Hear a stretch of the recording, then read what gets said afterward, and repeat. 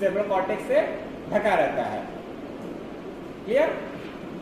और यदि cerebral cortex को हम लोग डिवाइड करें लोब में, तो मेनली 4 लोब जाने जाते हैं। सेंट्रल सर्कस को यदि हम यहाँ प्रिज्यूम करें तो इसके आगे का जो भाग होता है, केंद्रीय दरार के जो आगे का हिस्सा होता है, आगे का भाग होता है, उसको हम लोग फ्रंटल लोब कहते हैं, यानी अग्रपाली। ठीक है? जो माथा है ना, ये माथा आगे है, तो ये माथे से लेकर यहाँ तक का जो एरिया होगा वो होगा हमारा अग्रपाली। ठीक है? और अग्रपाली का जो मुख्य काम होता है वो होता है हायर मेंटल प्रोसेस, उच्च स्तरीय मानसिक प्रक्रियाएं।